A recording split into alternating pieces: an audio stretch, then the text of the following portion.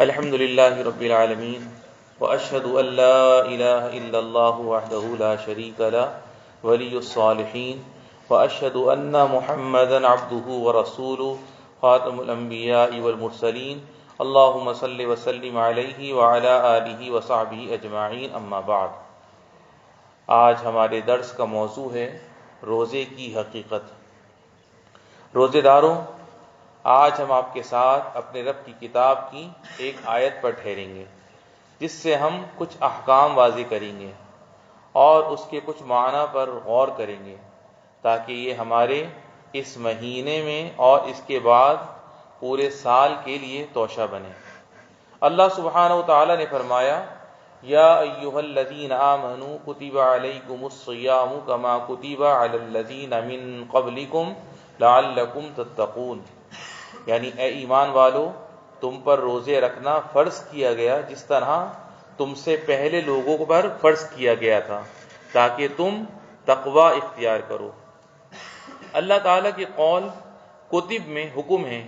یعنی فرض کیا گیا، اور فرض امر سے زیادہ قوت والا ہے۔ اللہ تعالیٰ کے فرمان کما کتب علی الذین من قبلکم میں اس امت کو تسلی دلائی گئی ہے، وہ اس طرح کہ روزہ جس میں کچھ مشقت ہے ہم سے پہلے کے لوگوں پر بھی فرض کیا گیا تھا جیسے یہود و نصارہ، لیکن اس سے یہ لازم نہیں آتا کہ ان کا روزہ بھی ہمارے روزے کی طرح رہا ہو، اور اللہ نے جب ہم پر روزہ فرض کر دیا ہے تو ہم سے اس کی حکمت بھی بیان فرما دی جس کے لیے روزہ فرض کیا گیا، تو فرمایا لعلکم تتقون،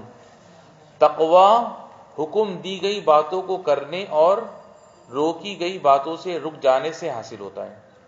اور یہ اللہ کے نور پر ہونا چاہیے جو روزے کے احکام اور آداب کو جاننا ہے۔ پس جو شخص اپنے روزے میں علم کے تقاضے پر عمل کرے گا وہ اس کی حکمت کو پالے گا، اور وہی تقوی ہے۔ جو تقوی پر چلے گا وہ توحید کو مکمل کرے گا، کیونکہ کلمہ توحید لا الہ الا اللہ ہی کلمہ تقوی ہے۔ رب العزت نے اپنی کتاب میں اس کا یہی نام رکھا ہے، چنانچہ فرمایا فَأَنزَلَ اللَّهُ سَكِينَتَهُ عَلَى رَسُولِهِ وَعَلَى الْمُؤْمِنِينَ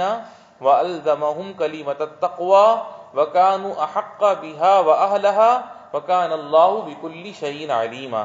یعنی سو اللہ تعالیٰ نے اپنے رسول پر اور مومنین پر اپنی طرف سے تسکین نازل فرمائی، اور اللہ تعالیٰ نے مسلمانوں کو تقوی کی بات پر جمائے رکھا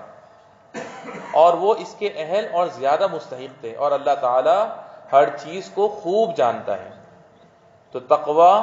اور توحید کے درمیان مضبوط تعلق ہے، اس لیے کہ جو توحید پر چلے گا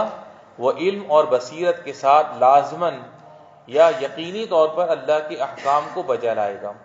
اور اس کی منع کردہ چیزوں سے بچے گا، اور یہی تقوی کی حقیقت ہے۔ اس سے معلوم ہوا کہ صرف کھانے پینے سے رک جانا ہی روزے کی حقیقت نہیں ہے، بلکہ معاملہ اس سے کہیں بڑا ہے۔